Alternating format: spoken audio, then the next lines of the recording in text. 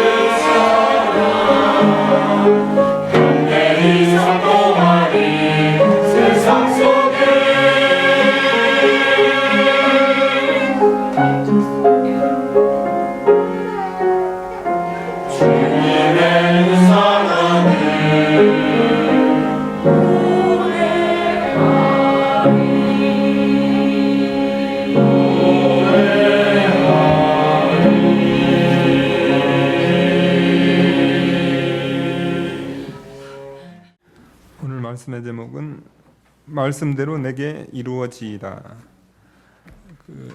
마리아에게 성탄에 대한 그 사건, 오늘 말씀 전하겠습니다. 26절 보니까요, 여섯째 달에 천사 가브리엘이 하나님의 보내심을 받들어 갈릴리 나사렛이란 동네에 가서 다윗의 자손 요셉이라 하는 사람과 정혼한 처녀에게 이르니 그 처녀의 이름은 마리아라. 거기 나온 그 여섯째 딸, 이것은 뭐냐면은 그 세례 요한, 그 세례 요한이 그 어머니, 세례 요한의 어머니 그에게 이렇게 임신돼 있는 그 기간, 세례 요한의 그 어머니 그 엘리사벳이 그 세례 요한을 임신한 그 기간을 얘기하는 겁니다. 왜 그게 중요하냐면 그 세례 요한은 예수님의 그 앞잡이로 이렇게 와서 예수님의 그 길을 예비한다고 했습니다. 그래서 세례 요한은 예수님보다 6개월 먼저 이렇게 태어나게 됩니다. 여섯째 달에 천사 가브리엘이 하나님의 보내심을 받들어 갈릴리 나사렛이란 동네에 가서 우리 예수님에 관한 그 탄생의 소식, 그러니까 인류 역사상 가장 위대한 일이 구약에서는 무엇가 가장 위대한 일이냐면요, 그 솔로몬 시대 때 그 솔로몬 성전이 건축된 거, 그게 인류 역사상 가장 위대한 일입니다. 신약 시대 이제 그거는 이제 상징적인 거고요. 그거에 대해서 이제 그 상징이 이제 현실이 된 게 그게 뭐냐면 바로 예수 그리스도가 이 땅에 오시는 그 사건. 그건 뭐 창세 이후로 인류에게 있어서 가장 중요한 사건이 그 예수님 이 땅에 오시는 사건입니다.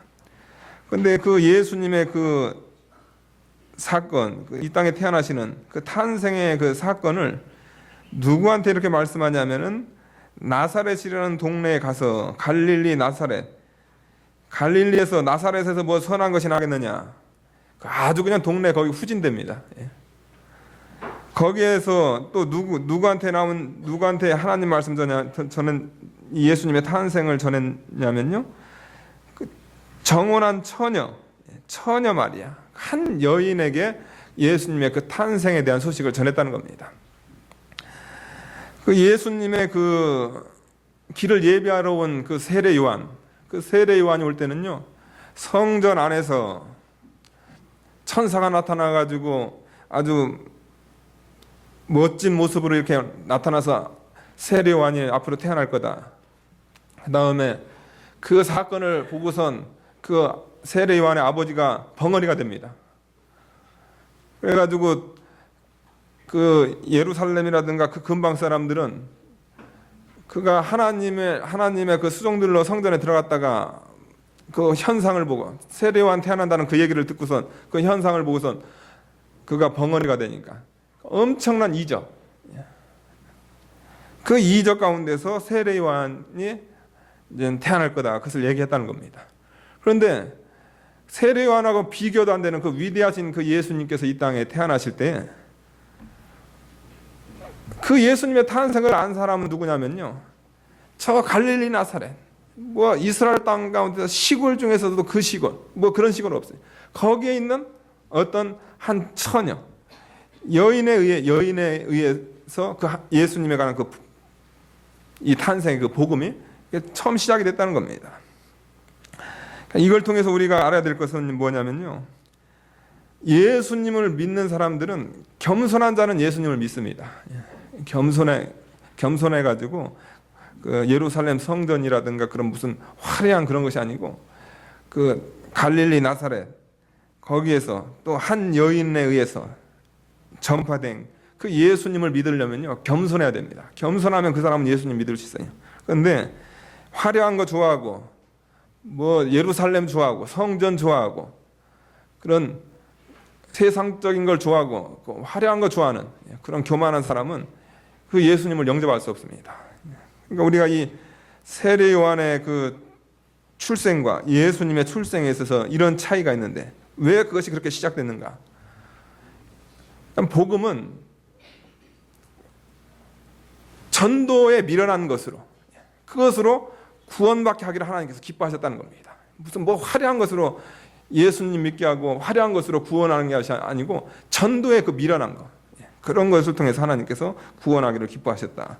그러니까 예수 믿으려면은 겸손한 자가 예수님을 믿을 수 있다. 그것을 이렇게 나타내게 하시기 위해서 갈릴리 나사렛이라는 동네에서 정혼한 처녀 마리아에 의해서 그 예수님에 관한 그 복음, 첫 복음이 시작이 됐다.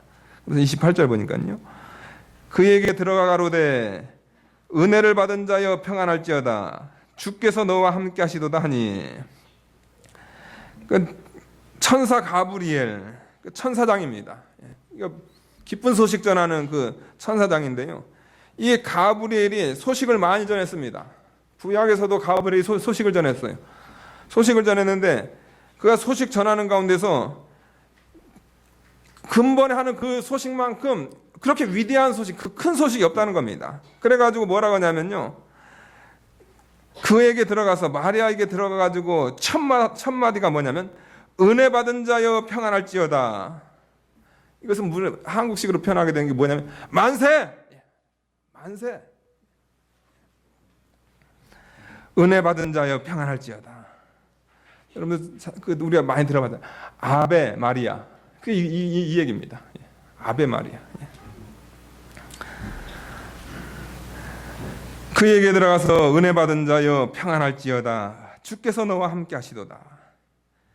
그러니까 가브리엘이 그가 천사장으로 그가 하나님의 소식을 전하는 자로 소식을 많이 전가하긴 증거했지만은 역사상 가장 크고 위대한 소식이 뭐냐면 바로 이 땅에 하나님의 아들 예수 그리스도께서 이 땅에 사람의 몸을 입고 오신다는 그거보다 더 큰 소식이었기 때문에 그 하나님의 위대한 그 소식, 하나님의 그 위대한 사명을 감당하면서 그가 가브리엘 천사가 제일 먼저 한 것은 뭐냐면 하나님을 찬송하는 것. 만세! 하나님의 은혜를 받은 자요.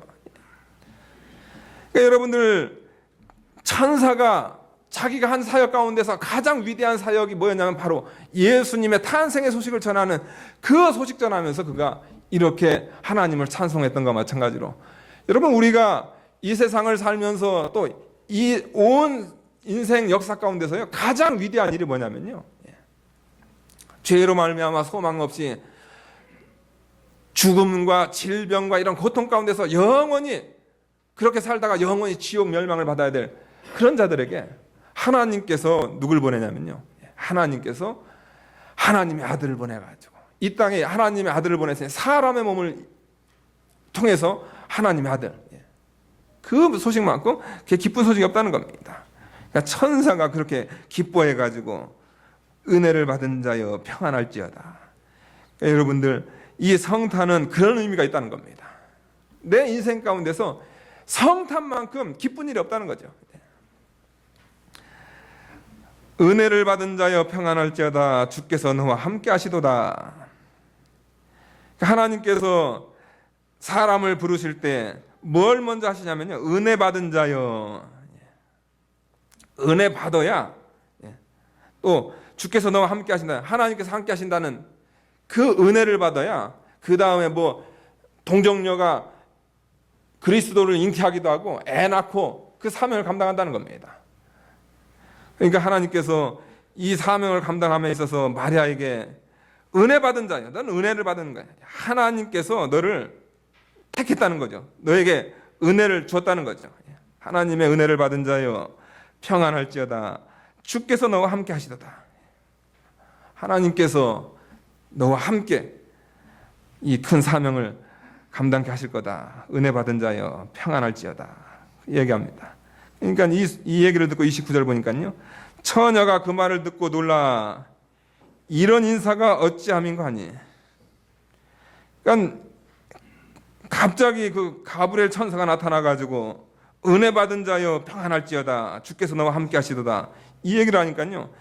이 마리아 이 여인이 이게 믿음 있는 분입니다. 믿음 있는 분이에요. 믿음 있는 분이어가지고 천사 나타난 것으로 해서 놀라긴 놀랐지만요. 그보다 그가 더 놀란 것은 뭐냐면요. 그의 말을 듣고 놀랐다고 했습니다. 처녀가 그 말을 듣고 놀라 이런 인사가 어찌함인고. 천사가 나타나가지고 나타난 것도 놀랄 일이지만 자신을 향해서 은혜 받은 자여 평안할지어다. 주께서 너와 함께 하시도다. 이 놀라운 소식을 전하니까 그 말을 듣고선 이 여인이 놀라게 됩니다. 그 놀란 여인을 향해서 이 천사가 30절 보니까요. 천사가 일러 가로되 무서워 말라. 내가 하나님의 은혜를 얻었느니라. 좀 당황하는 그런 상황 가운데 있는 그 마리아를 향해서 무서워 말라. 내가 하나님의 은혜를 얻었느니라. 하나님의 은혜는요, 여러분들, 우리가 뭔가 은혜를 찾으려고 이렇게 우리가 뭘 하는 게 아닙니다. 거기 나와 있는 대로 내가 하나님의 은혜를 얻었느니라. 하나님께서 은혜를 수여하면 그 은혜를 얻는 거죠. 이 마리아가 그 하나님의 은혜를 얻었다. 그러니까 이 일에 대해서 무서워 말라 이렇게 말씀하고 있습니다. 그러면서 이제 이 천사가 얘기하는 것은 뭐냐면요, 구약에 있었던 그 예언들을 얘기합니다. 구약 시대에 이 메시아 탄생에 대한 그 예언, 무슨 어떻게 뭐하고 그거 있잖아요. 예수님의 탄생에 대한 그 예언.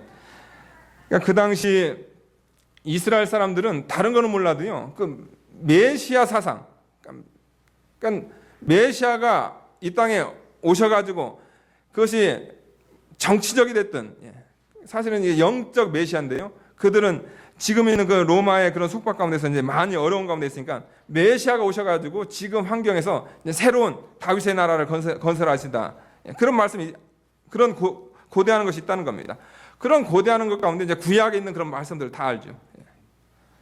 구약에 있는 말씀, 이사야 7장 14절에 있는 말씀, 그 말씀을 얘기합니다. 보라, 내가 수태하여 아들을 낳으리니 그 이름을 예수라 하라. 이사야 7장 14절에 처녀가 잉태하여 아들을 낳으리니, 이 말씀이 있다는 겁니다. 그 얘기를 듣고 바로 내가 수태해가지고 아들을 낳을 것이다. 그 이름을 예수라 하라. 이사야 7장 14절에 있는 말씀대로 그 말씀이 너에게 그대로 성취가 됐다는 거죠. 내가 그 은혜를 받은 자라는 거죠. 그러니까 내가 앞으로 그리스도를 잉태할 건데, 예수님을 잉태할 건데, 그것은 그냥 무슨 우연히 된 일이 아니고 이미 구약에 하나님께서 그 말씀을 통해서 이미 예언된 그 말씀이 이제 실현되는 거다. 그러니까 내가 수태해가지고 아들 낳을 거다 그러면 그 얘기만 들으면 그 여인은 놀래요. 아니, 결혼도 하지 않고 그 남자와 동침하지도 않았는데 어떻게 제가 애를 낳을 수 있냐, 놀랜단 말이에요. 그런데 천사는 와가지고 유대인으로서 아는 그 하나님의 말씀, 그 메시아 탄생에 대한 그 하나님 말씀, 그 말씀을 들어가지고 얘기를 하는 겁니다. 내가 수태하여 아들을 낳으리니 그 이름을 예수라 하라. 이사야 7장 14절 말씀이 그대로 이루어졌기 때문에 그 아들을 낳게 되면 그 이름을 예수라 하라. 자기 백성을 저희 죄에서 구원할 자라 하라.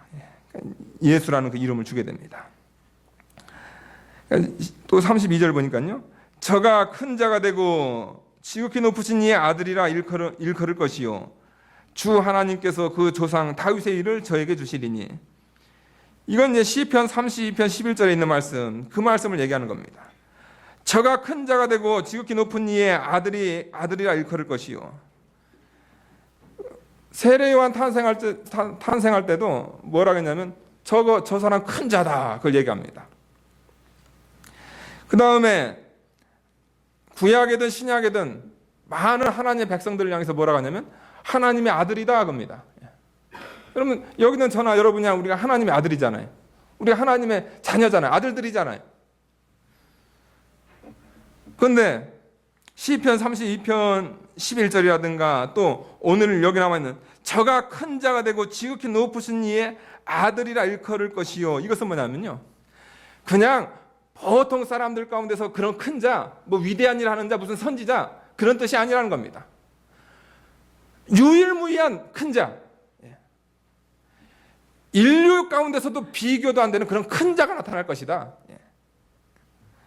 저가 큰 자가 되고 지극히 높으신 이의 아들이라 일컬을 것이다. 하나님의 아들이라 많이 칭했지만요, 하나님의 친아들, 그분이 태어날 거다. 지극히 높으신 이, 지극히 높으신 하나님의 아들, 그분이 바로 태어날 거다. 이것을 얘기하고 있습니다. 그러니까 지극히 높으신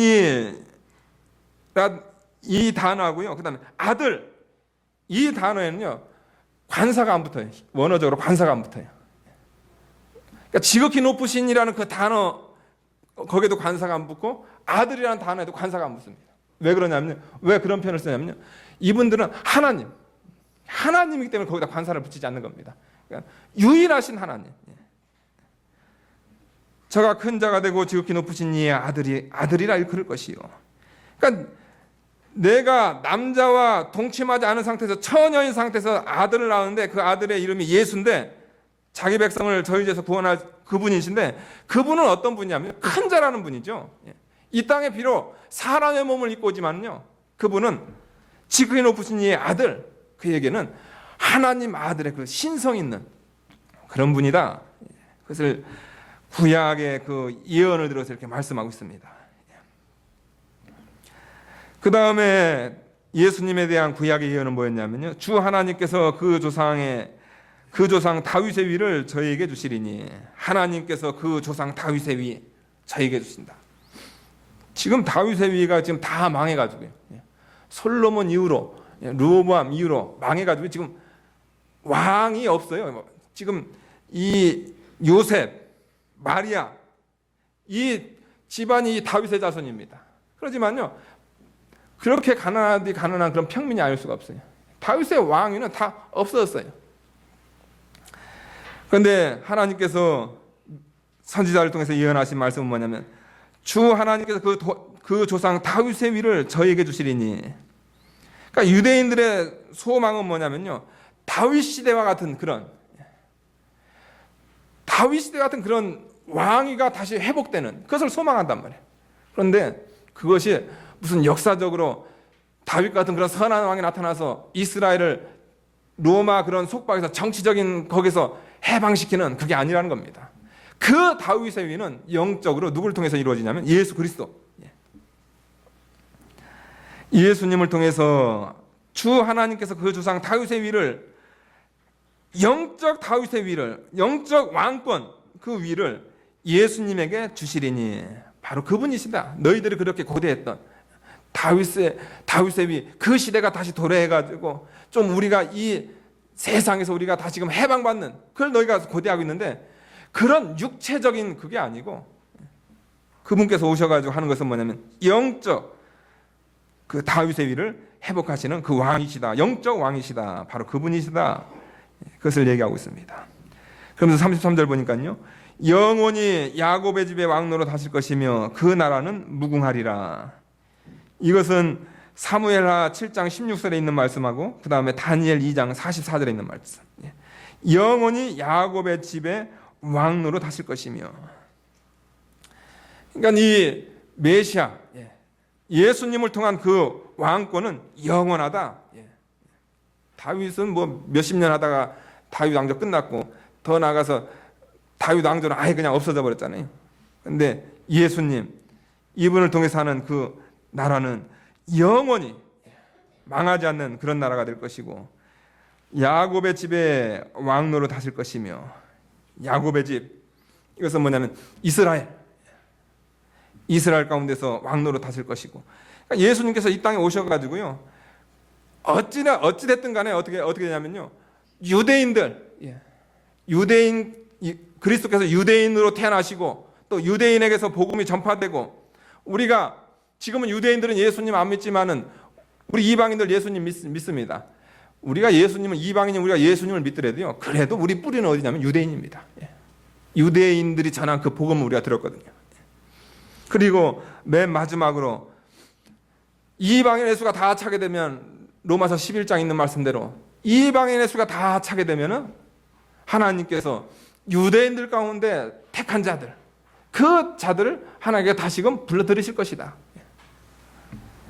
그러니까 예수 그리스도 이분은 유대인 영원히 야곱의 집에 왕노릇 하실 것이며 더 나아가서 이 야곱의 집은 단순하게 유대인적 혈통 거기에만 국한된 것이 아니고 유대인에게서 나온 그 복음을 통해서 하나님께서 이방인들을 입양하는 이런 역사를 이루셨죠.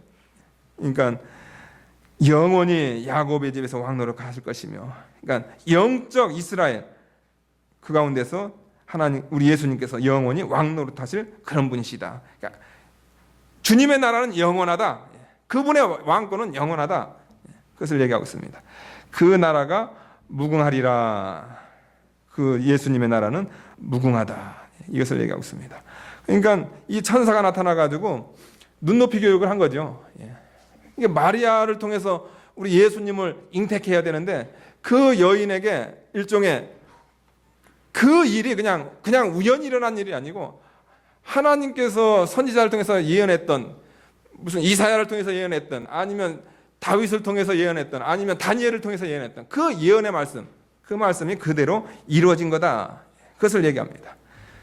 그 얘기를 딱 들으니까 34절 보니까요. 마리아가 천사에게 말하되 나는 사내를 알지 못하니 어찌 이 일이 있으리이까. 그러니까 하나님 말씀은 그대로 믿는단 말이에요. 하나님 말씀 그대로 믿고 믿는데 문제는 뭐냐면은 내가 수태하여 아들을 낳는다. 그러니까 마리아가 아이를 낳는다는 거죠. 그러니까 하나님 말씀은 다 믿는데 그 말씀이 걸린다는 겁니다.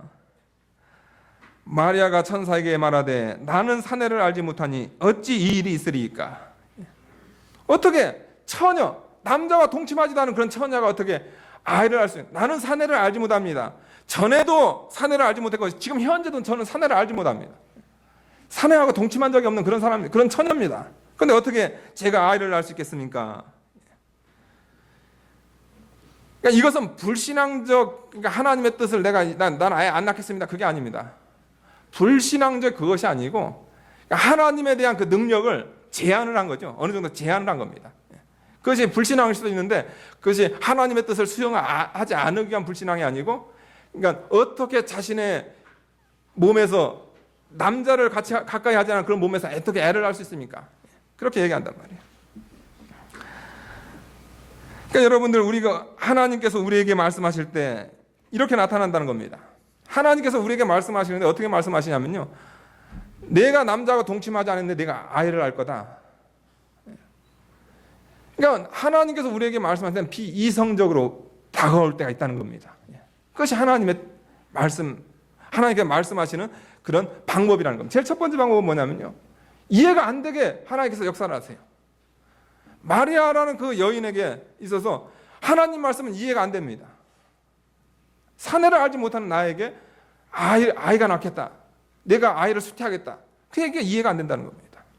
그와 마찬가지로 하나님의 사람들에게 하나님께서 말씀하시는데 때로는 우리가 이해 못하게 하나님께서 말씀하신다는 겁니다. 그것이 하나님의 방법이라는 거죠. 그러니까 우리가 하나님의 말씀을 우리가 잘 경청하려면요. 하나님 말씀을 경청해야 우리가 또 순종해드리고 또 순종해야 우리가 복을 받잖아요. 마리아가 여러분들 수태해가지고 저주를 받았습니까? 그가 만대에 얼마나 복을 많이 받아요.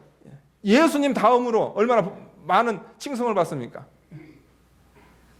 그런데 그 여인이 그런 귀한 복을 받았을 때 그 제일 첫 번째 방법이 뭐였냐면 이해가 안 된다는 거죠.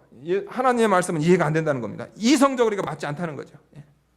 어떻게 나는 사내를 알지 못하는데 어찌 이 일이 있으니까 어떻게 애를 알 수 있습니까? 그러니까 사랑하는 여러분들 신앙인들에게 이런 식으로 말씀을 하신다는 겁니다.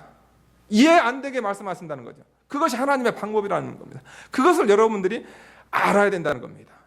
그리고 그 이해 안 되는 것을 어떻게 해요? 이해 안 되는 것을 이제 나중에 말씀하겠지만은 하나님의 모든 말씀을 능치 못하심이 없느니라. 그 하나님의 말씀에 자신을 맡겨버리고 마리아가 가로되 주의 계집종이니 말씀대로 내게 이루어지리이다. 내가 이성적으로는 지금 안 맞지만은 그러나 하나님 말씀은 만능이고 또 하나님 말씀에 내 모든 것을 맡기겠습니다. 그러게 되면 어떻게 됩니까? 거기서 은혜를 경험하는 거죠. 그런데 많은 사람들이 어떻게 되냐면 하나님께서 신앙인을 통해서 또 우리를 통해 각자 성도를 통해서 역사하고 싶습니다. 내가 수태해서 아들을 낳을 거야. 내가 처녀지만 아들을 낳을 거야. 그러면 거기서부터 거부감이 딱 생기는 거죠. 그 거부감 생기는 그 순간부터는 이제 하나님은 역사를 하지 않는다는 겁니다. 하나님께서 말씀하시는 방법 제일 첫 번째는 뭐냐면은 하나님께서 이해 안 되게 말씀하신다. 마리아가 천사에게 말하되 나는 사내를 알지 못하니 어찌 이 일이 있으리까. 어떻게 남자와 동침하지 않은 여자가 어떻게 아이를 낳을 수 있습니까? 처녀가 아이를 낳을 수 있습니까? 그러니까 이제 그 방법을 얘기해 줍니다. 어떻게 나는 동정녀 탄생이 어떻게 가능한가? 35절 보니까요. 천사가 대답하여 가로되 성령이 내게 임하시면 지극히 높으신 이의 능력이 너를 덮으시리니. 그러니까 처녀가 잉태하는 것은 뭐냐면요, 천지 만물을 창조하신 그 성령의 능력. 그러니까 하나님의 능력으로 처녀의 몸에 그리스도가 잉태가 되는 거죠. 그러니까 그리스도가 잉태가 될 때 여러분들 부성애죠, 모성애죠, 그게 하나도 개입이 안 됩니다. 지금 한국교회에서 이단설 나오는 게 뭐냐면 예수님의 월경 잉태설이잖아요. 그게 왜 문제가 되냐면요, 그게 모성애죠, 그걸 갖다가 넣기 때문에 그게 이단이라는 거예요, 여러분들. 예수님의 잉태에서는요, 부성애죠, 모성애죠, 그게 안 들어갑니다. 예수님의 잉태는 뭐만 들어가냐면 성령님, 하나님으로 말미암아 새 창조가 되는 겁니다. 새 창조가 되는 거예요. 천사가 대답하여 가로되 성령이 내게 임하시면 지극히 높으신 이의 능력이 너를 덮으리니. 하나님 임할 때 구름이 이렇게 덮는 것과 마찬가지로 하나님의 능력이 은밀하게 임한다는 겁니다. 그러니까 여러분들 예수님의 탄생 은밀하게 임하는데 그거에 대해서 우리가 그 선을 넘어가면 안 되죠. 무슨 월경 잉태설이나 이런 것 같이. 왜냐면 우리가 그냥 단순하게 처녀한테 성령 하나님의 능력으로 하나님께서 그리스도를 새 창조하셨다, 그것만 믿으면 되는 겁니다. 그런데 그것이 어떻게 되냐면 지극히 높으신 하나님의 능력이 너를 덮으리니, 하나님의 그런 임재 가운데서, 은밀한 가운데서 그것이 이루어진 거죠. 너를 덮으시리니 이러므로 나실 바 거룩한 자는 하나님의 아들이 되리라. 내가 가지고 있는 그 인간의 그런 이성적인 걸, 그런 인간의 생물학적인 걸 넘어서라. 인간 이상에 누가 있냐면 하나님이 있다는 거, 하나님의 능력이 있다는 거죠. 그분이 인간들 구원해내시기 위해서, 지금 죄로 물든 인간이잖아요. 죄로 물든 우리 인간을 구원해내시기 위해서 죄 없으신 하나님의 아들을 보내는 거죠. 그러니까 부정, 모혈, 이걸로 오게 되면 죄인이에요. 아담의 후손은 죄인이기 때문에 구세주가 될 수 없습니다.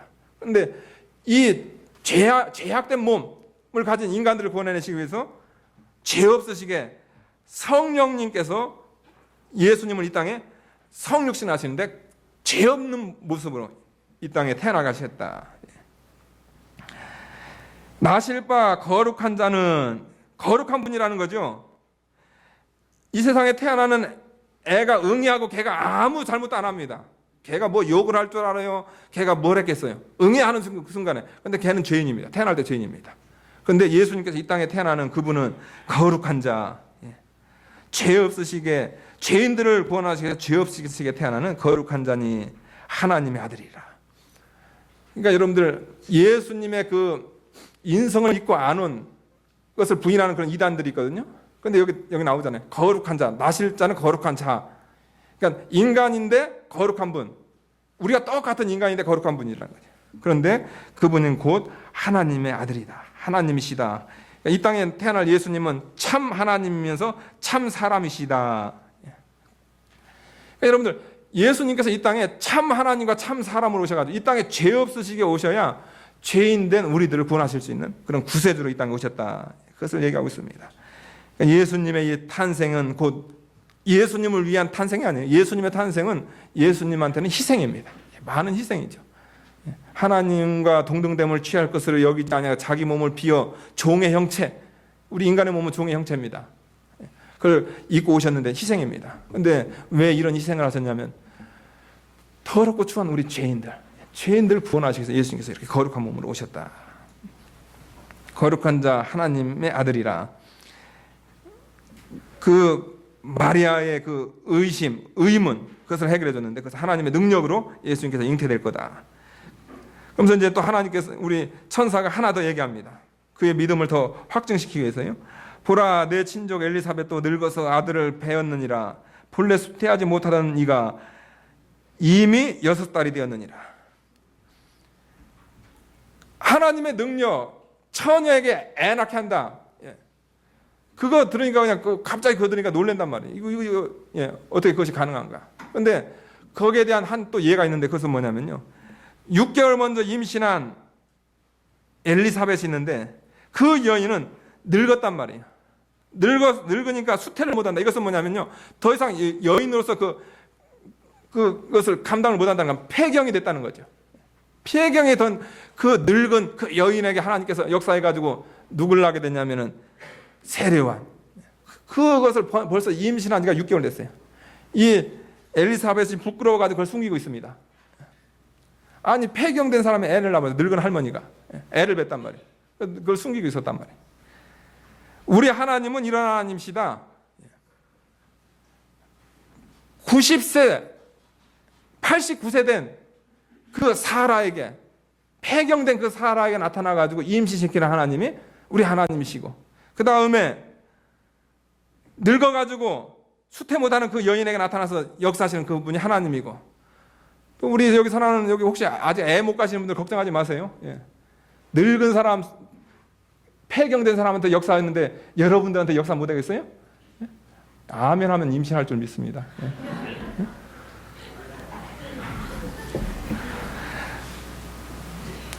이런 하나님이시다. 그 하나님의 능력으로 처녀 너한테 임신시킨다. 예. 그러니까 이 말씀 다 듣고 난 다음에 이 말씀으로 인해 가지고 천사가 뭐냐면 대저 하나님의 모든 말씀은 능치 못하심이 없느니라. 이게 다 같이 한번 읽어보겠습니다. 시작. 대저 하나님의 모든 말씀은 능치 못하심이 없느니라. 하나님께서 말씀해서 놓으시니까 하나님께서 그대로 다 이루신다. 하나님께서 구세주를 보낸다고 했으면은 인간 이성에는 안 맞더라도 그렇게 보내야 죄 없으신 분이 와야 죄인들을 구원하기 때문에 우리 하나님의 말씀은 능치 못하심이 없느니라. 말씀하신 거 그대로 다 성취하시고 또 인간의 방법대로는 도저히 나올 수 없는 애지만은 죄인들을 구원하시기 위해서 성령 잉태, 처녀를 통해서 성령 잉태해가지고 능하게 하시는 하나님이시다. 하나님의 모든 말씀은 능치 못하심이 없느니라. 이 얘기하니까 이제 어떻게 합니까? 38절에요. 마리아가 가로되 주의 계집종이오니 말씀대로 내게 이루어지이다. 의심이 있습니다. 지금 믿어지지 않는 게 많이 있어요. 그러나 하나님의 모든 말씀은 능치 못하심이 없느니라. 이 말씀 딱 듣게 되면 이제 자신을 거기에 맡기는 겁니다. 애 난다는 그 비이성적인 거. 그러나 하나님 말씀은 능치 못하심이 없으면 거기다 자기를 맡기는 겁니다. 순종해드리는 겁니다. 그 다음에 처녀가 정혼한 그 처녀가 임신해서 배가 불러온다. 이건 돌 맞아 죽을 일이에요. 돌 맞아 죽일 일이지만은 하나님 말씀은 생명 내놓고 순종하는 거예요. 근데 순종하면 하나님께서 하나님의 모든 말씀은 능치 못하심이 없느니라. 그 하나님의 말씀께서 그대로 다 지켜주실 것을 믿고 마리아가 가로되 주의 계집종이오니 하나님 말씀 앞에서는 인간의 이성도 다 피하고 또 어떻게 내가 생명을 부지할까 그런 것도 다 피하고 그냥 맡기는 겁니다. 주의 계집종이오니 말씀대로 내게 이루어지이다. 당신의 말씀대로만 되면은 내가 무슨 핍박을 받고 무슨 못 쓸 사람이 되죠. 난 그거 걱정하지 않는다. 그런 믿음으로 하나님 앞에 자신을 맡깁니다. 맡겼더니 역사상 가장 복받은 여인이 됐습니다. 그러니까 여러분들 우리가 예수님의 탄생 이런 엄청난 비밀이 있다는 거죠. 우리의 죄인 구원하기 위해서 예수님께서 그런 죄 없으신 몸으로 이 땅에 오셨다. 이걸 우리가 하나 붙잡아야 되겠고요. 그 다음에 우리가 마리아와 같이 신앙인으로서 우리가 신앙생활을 하려면 어떻게 신앙생활을 해야 되는가? 하나님께서 말씀하시는데 하나님께 어떻게 말씀은 이해가 안 되게 역사하신다는 거죠. 또 때로는 목숨을 내놓게 역사를 해야 된다는 거예요. 그런데 하나님께서 하나님 말씀을 능치 못하시면 거기에 나를 맡기는 거죠. 그러면은 복 받는다는 겁니다. 그러니까 여러분들에게도 이 마리아와 같은 신앙을 통해서 2014년도 바른 성탄 준비하시는 여러분들 되시기 바랍니다. 기도하시겠습니다. 거룩하신 하나님 아버지 감사합니다. 성탄 가브리엘 천사가 전한 것 가운데서 가장 기쁜 일, 만세 은혜를 받은 자여, 이렇게 기쁜 것이 성탄입니다. 예수님께서 이 땅에 죄 없으신 몸으로 인간의 이성을 초월한 그런 몸으로 오셨기 때문에 죄인인 우리가 구원받는 이런 역사가 일어났습니다. 이 기쁜 소식을 새기고 성탄절 맞는 저희가 되게 도와주시옵소서. 예수님의 이름으로 기도하옵나이다. 아멘.